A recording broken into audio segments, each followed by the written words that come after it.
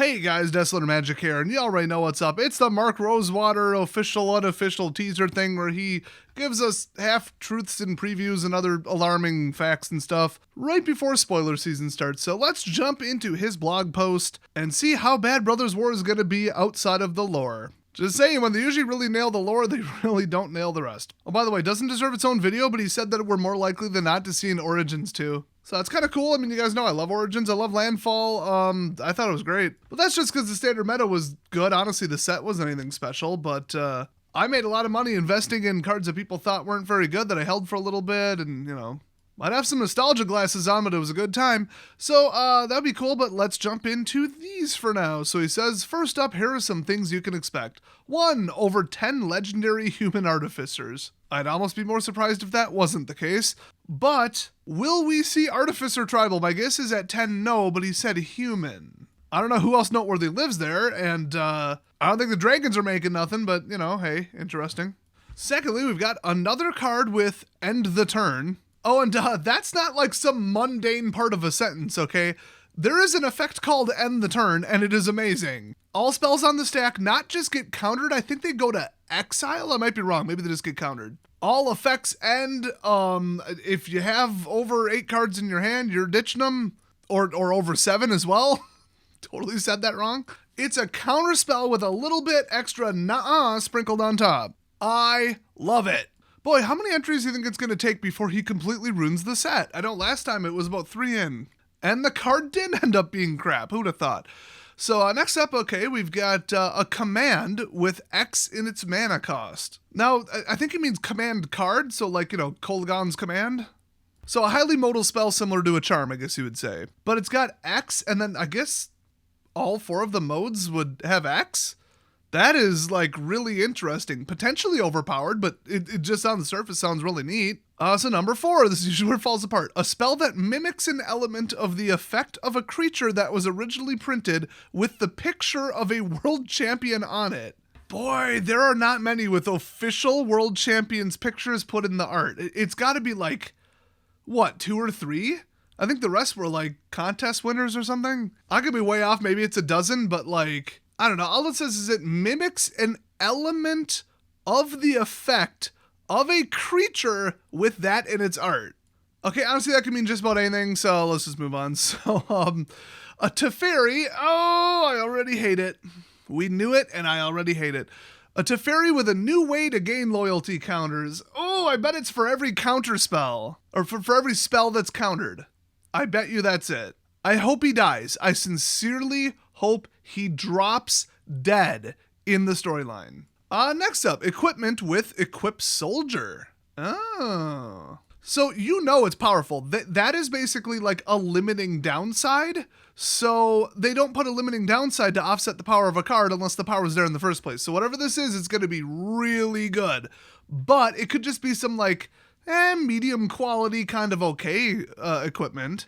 And it just has like Equip Soldier 0 or Equip Soldier 1 and then Equip anything else 4, you know, because we had that with Legendary before and that's almost equally as limited. Numerically, I think it's technically more so. Well, we'll see when we see. Next up, a new Onulet. Not amulet, Onulet. Onulet. I don't know if that's like a cutesy community nickname or who knows. Sounds like a mana rock. I don't know. I could Google it, but who cares? Next up, Protection from Everything returns. Better be on an instant, better not be on an aura, better not be on equipment, and it darn well better not be on a creature. Unless it's conditional and highly paid for. But yeah, protection from anything is a little more powerful than it sounds, but also it's hyper overpowered. Oh, they said they were done doing protection because it was too confusing and too powerful and too situational, but they kind of said that specifically about protection from color. I couldn't agree more, and then they brought it back. Boy, when they make such a case and lay out the logic and say we're never ever doing this again and then turn around to do it, it really does make them look like completely incompetent fools. But so does everything else they do. So next up, a white creature that taps to let you and an opponent draw a card, also known as a mistake. Don't ever do that. Even in a draft, that is absolute suicide. The only time that you would possibly do this, and remember, he said white creature because this is, believe it or not, typically a white effect, is if you were also running black and then it was a discard deck, so you could make them turn right around and discard it. But yeah, there's 0 tactical advantage. The only tactical advantage comes from if your cards are more valuable than theirs, which I don't know how you'd like know that, or maybe in best of 3 and it's a little shaky. Or if you just think your deck's better than them, and if it is, you're going to win anyway. There's just no mathematical advantage to this except for very, very, very narrow circumstances. So next up, this is kind of disappointing. One colored artifact. Not artifacts with one color, one artifact that is colored. Boy, it makes you wonder what it is, huh? Whose side is that on? Is it neutral? Was it like a druid weapon where they tried to fight the two brothers? Yes, that is the official pronunciation. Watsy's been saying it wrong. Shout out to Brother Osas.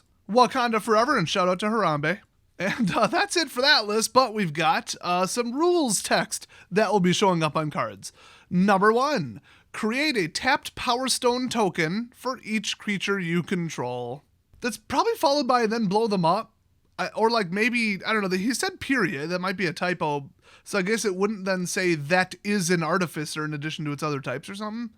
I don't know. I don't know if we've even seen a Power Stone token yet, but it's obviously going to be a big thing. I mean, we knew that. It's part of the war. They'll probably tap for a ton of mana, kind of act like treasures, but worse. I don't know. I'm not feeling it. Maybe you tap them and they make one creature +1/+1 or something, because that's like kind of what they like do.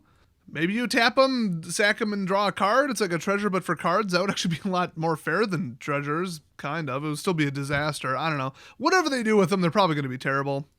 So next up, put a 1/1 counter on target assembly worker you control. Really? Really? They're not done with that meme yet? I don't even care to explain it. Either know or you don't. It's not even entertaining enough to explain it to people who don't know what it is, because it's just stupid. Next up, whenever one or more creatures with mana value 3 or less enters the battlefield under your control, comma, it's probably draw a card, gain a life, lose a life, usual. Put a counter on it, But yeah, it's a swarm, and right now, green-white human swarm is pretty good, so hopefully it's in a different color. Next up, permanents you control have ward, sacrifice a permanent. Oh, so you can sack anything and give all other permanents ward. But there's no value there, so I don't know, ward 1 or ward equal to the... Yeah, it's probably ward, sacrifice a permanent... Or wait, there's no way to phrase this that I can think of, but I think it would be like the number of permanents you sacked equals the ward amount. Well, it's anti-board wipe and the I don't care, I'm going to kill it anyway anti-shield overriding piece of crap, also known as Midnight Meat Train or whatever that, what was the name of that stupid thing? That movie sucked. Meat Hug Massacre, yeah, that's gone, so this will be good. This will be a good card. I have a feeling it's going to be like a hyper-powerful mythic artifact, Like some creation of Mishra or Urza, probably Mishra, because it's defensive. Like that sun thing from Ixalan, the Immortal Sun. But hopefully less broken, and it sounds like it. Anyway, it could be a spell, I don't know, like a blah blah blah until end of turn. That'd be kind of stupid though. Might as well just counterspell then. Next up, whenever you cast an artifact spell, I already hate this, with mana value 6 or greater. Okay, I could almost live with that. And it's cast, not cheat into the battlefield like a jackass. Next up, for each card type among non-creature spells you've cast this turn, well, that's just Storm probably, so I hate that. Maybe it's a counterspell, and that's also what gives everything ward. It's like a counterspell for like a board wipe, and then it's an extra little FU on top of it. Like, don't cast anything else, because you're not going to target anything else till end of turn either. Haha. Even ward 1 across the board at instant speed, that's like kind of funny, because if they targeted 3 of your permanents, they have to pay 3 more of the entire spell fizzles, I think? I remember not remembering how that rule works, and now I don't remember how it ended up working. Well, anyway, that'd be kind of neat, though. Well, next up, we got create a tapped 3/3 colorless zombie artifact creature token. Oh boy, that's what we needed. Zombies on top of existing zombies, but they're also artifacts, and they're also 3/3s, and they also don't have decayed. I have a feeling they're going to be kind of hard to get out, but I don't know, who knows. Next up, look at the cards in each pile, then turn a pile of your choice face up. Let me guess, it's like a reverse factor fiction or a double reverse, because then you'll show one, but you'll have looked at both, and then they got to try to like read your poker face to see if the one you flipped up is the more valuable one, and they'll gamble that like the one that's face down is the more powerful one, but you didn't want it to be obvious, so they might think, oh, he's trying to bluff me. And the cards that are face up are the powerful ones because look at these, and then they choose that one. And like either way, you're getting one and putting the other on the bottom of your library or in the graveyard. Obviously, it's how that effect usually works. So that's kind of interesting, and it's probably going to be a Sphinx because that's what it always is, but I love it. Next up, we got gains your choice of Flying, Vigilance, Death Touch, or Haste. And then it says period, not until end of turn. He did put a comma on the end of quite a few of these, so that's the end of the sentence. Sparing a typo, of course, and it is Mark. Okay, I mean, I like that effect. It's cool.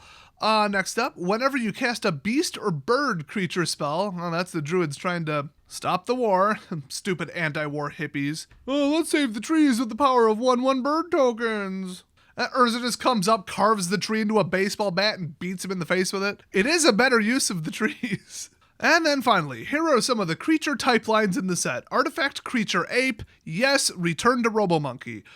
Creature mole horror, I already love it, I don't even care. Mole horror, I love it. Artifact creature Phyrexian worm, I already hate it. There's never been anything good involving the Phyrexians or worms when it comes to appropriate power levels. Then we got creature Phyrexian human assassin, because duh. Creature Minotaur barbarian. Wait, why are the Phyrexians in this set? I thought they hadn't landed on Dominaria yet? I don't know the lore very well. Or was it one of their generals that became the Phyrexians, or they started by fighting the Phyrexians? Who knows? I even watched the review like twice. Or 2 different reviews, whatever. Don't try to explain to me in the comment section, it's a lost cause. Next up, Creature Minotaur Barbarian, that can go very right or very wrong. M14 into RTR, anybody remember that disaster? Oh, and by the way, how terribly insensitive of them. It's not Minotaur. Okay, we don't use the M word here on Dominaria. They prefer Heifer-Dominarian. So next up, we got Elf Druid Soldier. Ooh, shocking. Told you the Druids were like big in the war. I just had a feeling. They just get into everything for pacifist elves. Or are these the racist xenophobic ones? I feel like that was like Lorwyn, but I don't know. Elves are always douchebags every time, everywhere. So next up, we've got Creature Human Artificer Scout. Makes enough sense. Legendary Creature Human Wizard Advisor. Okay. I mean, yeah, they didn't just fight. They also recruited armies and generals and stuff. So next up, Legendary Creature Elf Druid Scout, because of course. And Legendary Creature Human Artificer Advisor.